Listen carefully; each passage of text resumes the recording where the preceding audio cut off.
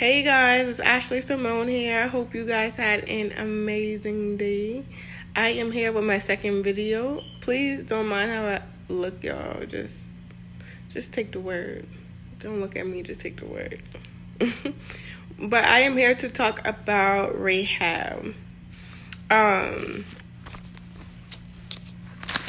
got my notes. Rahab was from the city of Jericho, which Jericho was the promised land to the Israelites. And Rahab happened to live in the wall of Jericho. Her house was actually built in the wall. The wall that went around Jericho, her house was built into it. So her house was a part of the wall. It sounds crazy, but that's where she lived. I could only imagine how it looked. But she lives in Jericho. She was the wife of Salmon and the mother of Boaz. Yes, the mother of Boaz. And she was also a liar. She was known to be a liar in the Bible. In the Bible, it is known that a liar is a very disgusted person. Like, that's how the Bible classifies a liar.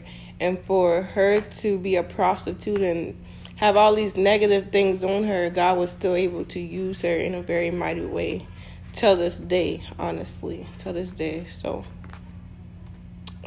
he'll use anybody. He will use a sinner. But anyways, let's get into it. As I said, she was from Jericho, and so she was a Canaanite. I think that's how you say it, Canaanites. She was one of those people. And the Israelites, they were enemies to the Israelites. Those were enemies. They were enemies. And when Joshua, because Rahab came about in a time where Joshua was about to get the people into their promised land. And right before that happened, Joshua sent his spies into the land to see like how big their army was, and like just to spy and see what was going on in the town. So the spies, they got there, but they ended up getting caught and they started running, and they ended up at Rahab's front door. And luckily, Rahab was a prostitute, so there was men in and out her house. So for those men to go into her house, it didn't look too suspicious. But some people across the way had already seen the spies go into there. So when the army came looking for the two spies, the people across was pointing at Rahab's house. So the spies ended up the armies ended up coming to knock on Rahab's door.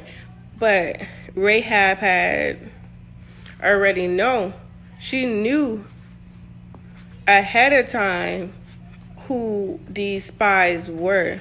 She knew that they were a part of the Israelites. She knew about God. She knew about the parting of the Red Sea, and she knew the Israelites were coming to take over Jericho, to take over the land. So she kind of felt excited and kind of afraid at the same time. She was excited because she knew about God. She wanted to at least try him. You know how they say, try God, try Jesus? She wanted to try him, and she was afraid because she knew about the army of Jericho coming to her house, and if they did get caught and they found the spies in her house, she was going to get killed, and they were going to get killed. So she took it upon herself, and when the army did arrive at her door, she had the two spies, and she lied to the army, to the the men who came to her house to get the spies. She lied to them. And when she lied to them good too, because they ended up running off, going to look for them in a different area. Basically, this girl, Rahab, she took a leap of faith. She took a leap of faith and didn't even know she was taking a leap of faith, because she risked her own life. She risked her family's life, because her family was there too. And to save two men of the Israelites tribe. She stepped out on faith and didn't even know.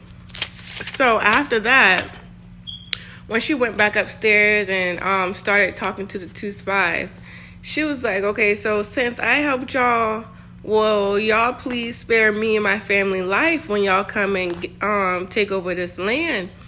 And the two spies were like, of course.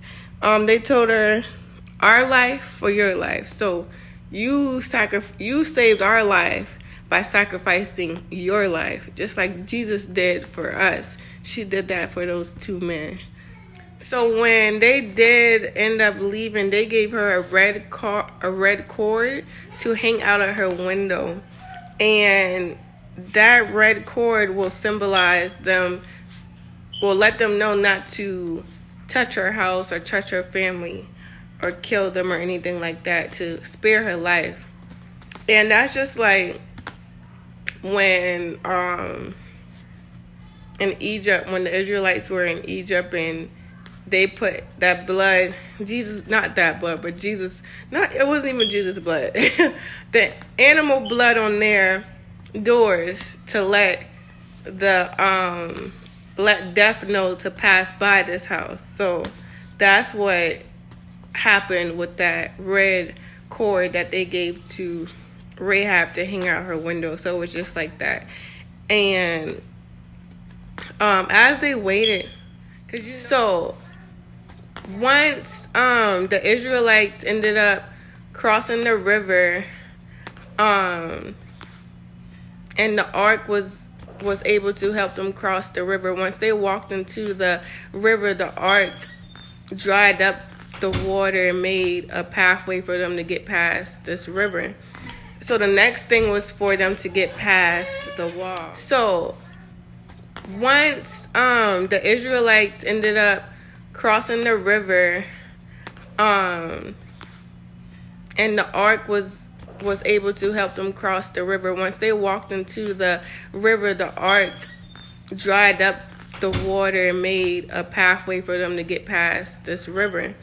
So the next thing was for them to get past the wall. And in my last video, I was talking about Shekinah glory. That ark had the Shekinah glory in it. And that's what was able to stop the river from flowing and drying up, so they was able to walk through. So that was the presence of God that was able to stop that river from flowing so heavy, so they were able to walk through. It dried it all up. So once that happened, and they got to the wall, they walked around this wall of Jericho for 7 days. On the seventh day, Rahab's grandmother and her mother, they were like, you sure they gonna protect us? You sure they ain't gonna kill us? You sure? And Rahab was like, yeah, I'm sure they're not, nothing's gonna happen to us. And her mother was like, and right before the breakthrough happened, Rahab's mother was like, my head is hurting. All they doing is walking around and making noise and shouting and stuff like this. And she was like, I'm getting a headache. So like right before your breakthrough, you might get real sick. A lot of stuff might come up. You're gonna feel anxious. You're gonna feel afraid. Like all type of stuff gonna flare up. But just know your breakthrough is coming. Just hold on. Trust in the Lord, and it's gonna come. But right when her mother said that is when the walls came tumbling down. the walls came falling down. Jericho no longer had no wall. Jericho belonged to the Israelites. Jericho's army even fled. They didn't even stay around. But one important thing that did not happen was Rahab's house that was attached to the wall was still standing. It was still standing. After all the other parts of the wall then came tumbling down, her part was still standing. It was still standing. Her family was saved. She was saved. God delivered her. She put her trust in God, and God delivered her. Even when the people around her did not even believe in it, God delivered her. She held on to that little bit of faith. She held on to what she knew, and God brought them out. God brought her out, and not even just her, but the people around her, he delivered them too. Even though they didn't have as much faith as her, he still delivered them. He delivered them. So y'all, I say all that to say, all you need is a little bit of faith, even if you don't even know him. I know you heard of him. The thing that you heard of him, you know that if he's able to do it for me, he's able to do it for you. He will do it for you, and he will do it for me. So all you need is a little bit of faith and to believe, and he'll set you free. He will loose you of any stronghold, anything holding you down. He will loose you. He will set you free. Who the Son set free is free indeed. He will set you free. In Luke chapter 19, verse 10, it says, "The Son of Man has come to seek and to save that which is lost." Jesus called himself the friend of the sinners. He came to save us. Save us all. Rather we sinners. Jesus was perfect. We will never be perfect. We're going to always fall short. But we should strive to be like Jesus. But we will never be perfect. We won't never be perfect. And don't beat yourself up because you can't be perfect, because we all fall short. And it's okay as long as you keep getting back up. As long as you keep going. Doing what God has told you to do. Be in obedience. He loves that. Just listen to him. It's okay if you fall. Don't beat yourself up behind it. But y'all, I am done with this video. I hope that you learned something out of it. I hope that it encouraged somebody to try the Lord, try Jesus, because he'll set you free.